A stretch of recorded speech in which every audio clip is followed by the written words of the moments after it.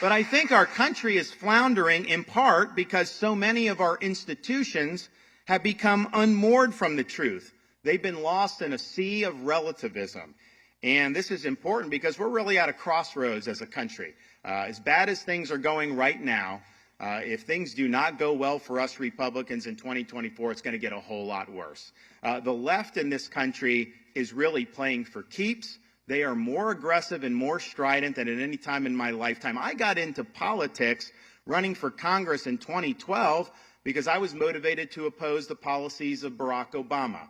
I had even written at the time a book, which about a dozen people read, that outlined my concerns and why I didn't think his agenda was consistent with the aspirations of our founding fathers. And I believed it then and I believe it now. But I also look back on that and see some of those battles as somewhat quaint, because I think the threats to freedom are much more profound today. I think they're much more pervasive if the Democrats are able to sweep in 24. If they keep the White House, gain in the Senate, and take back the House, they will try to pack the U.S. Supreme Court. They will try to eliminate the Electoral College. They will try to make Washington, D.C. a state. And they will eliminate voter ID in every jurisdiction in this country and make ballot harvesting mandatory. Now, that is not an agenda that appeals to us as Republicans, but I think objectively, if you went the typical apolitical American family, how many of them are sitting over the dinner table saying, oh man, I just wish we could force ballot harvesting in every part of the country? No, that's not what American families care about. That's an agenda of a left-wing movement in this country that wants to make the conservative half of the country second-class citizens. They want to be able to call the shots, and they don't want us to have a voice in this government. And that will have profound implications for us, for our kids and our grandkids. But I think the hope is both Florida and Iowa show strong leadership and a bold agenda can defeat the left in this country. But there's no substitute for victory. We must reject the culture of losing that has infected our party in recent years. The time for excuses is over. We got to demonstrate the courage to lead and the strength to win. If we do that, if we make 2024 election a referendum on Joe Biden and his failures, and if we provide a positive alternative for the future of this country, Republicans will win across the board. If we do not do that, if we get distracted, if we focus the election on the past or on other side issues, then I think the Democrats are going to beat us again. And I think it'll be very difficult to recover from that defeat. And here's the thing. I used to think our country was locked and loaded. Nothing can go wrong in terms of a free society. But freedom is fragile. And if you've lived through the last 4 or 5 years, you know that. There were states in this country that forcibly shuttered churches while allowing liquor stores and strip clubs to operate. We saw incursions on freedom that I would not have thought possible even 6 or 7 years ago. But you know, our founding fathers understood the fragility of freedom very well. When they met in Philadelphia to craft the Constitution, they came armed with having studied the history of every republic and the history of mankind, because they wanted to get lessons from what happened in those republics. And really, when they looked at all of them, there was really only one thing that they all had in common, and it was this. Every single one of them had failed.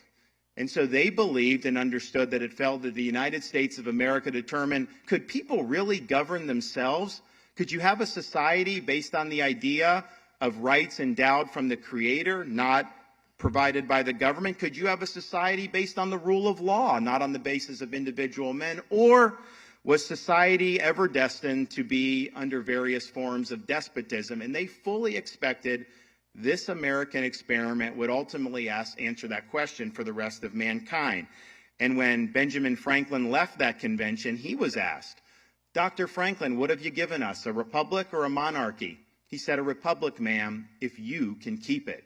The survival of our American experiment requires a revival of the American spirit and of American principles. Florida and Iowa prove it can be done. Our states offer a ray of hope that better days may lie ahead. And I'm proud of our achievements in Florida, and I look forward to the battles ahead, but it is not going to be easy. The left is not going to just give this to us. It is going to require hard work, and it is going to require a lot of sacrifice. And sometimes when you're in this position, and Kim knows it, you take a lot of shots, you take a lot of incoming. I don't think any governor's taken more incoming than me, but here I stand and I'm fine. But I think about that, people, don't you get tired of this? You know, people always shooting at you, people lying, all this stuff. And I say, you know, there's a lot of people that have given up a lot more than what I'm called upon to do as governor. And I used to think about this when I would fly into Washington, D.C. If you've ever done it, there's sometimes when you go into Reagan Airport that you can fly flush parallel to the National Mall. And if you look out the left side of the plane, you see beautiful panoramic views of the Lincoln Memorial, the reflecting pool, the Washington Monument, all the way up to the hill and the Capitol building perched on Capitol Hill. And you think to yourself, man, this is what America's all about. This shows kind of the ideas and principles that make us unique as a people. The tourists loved it. They would always look out the left side. But what I realized was, you know, the best monuments to freedom in this country were not actually out the left side of the plane. Because if you looked out the right side of the plane, you would look over the Potomac River. You saw a lot of very small, nondescript monuments arranged neatly over rolling hills in a place called Arlington National Cemetery. And it occurred to me that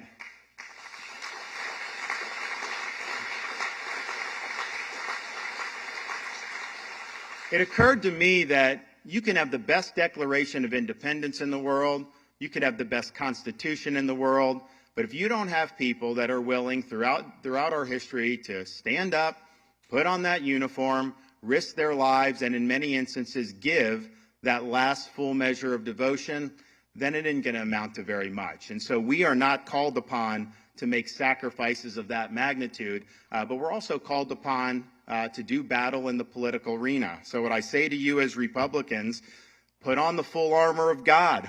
Take your stand. Stand firm for truth. We must fight the good fight. We must faith. I can tell you this, I am proud of what we've done in Florida. I'm thankful what Governor Reynolds and the team have done in Iowa, but I've only begun to fight. Thank you all. God bless you. It's so great to be in Iowa. Thank you so much.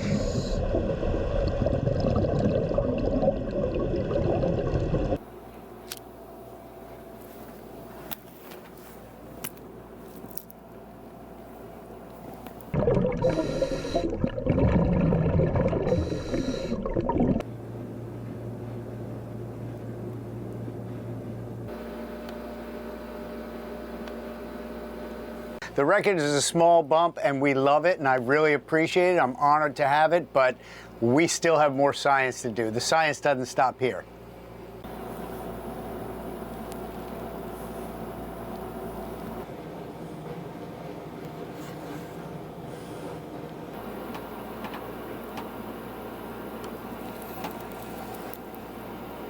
So the thing that I miss most about being on the surface is literally the sun. The sun has been a major factor in my life. I usually go to the gym at 5 and then I come back out and I watch the sun rise.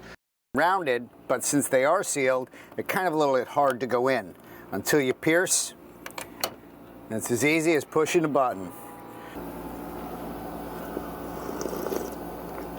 Just a little bit left over. Yeah, it's pretty good.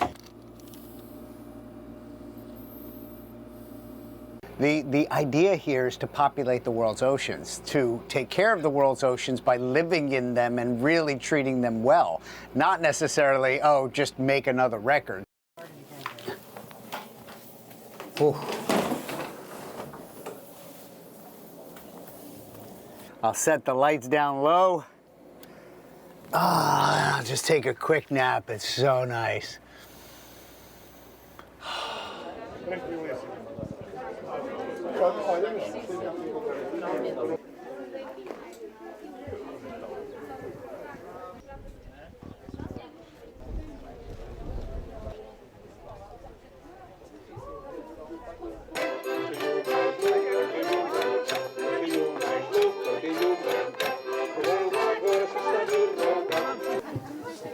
Deixa ali filmar, sabes que ele quando tem lá contigo.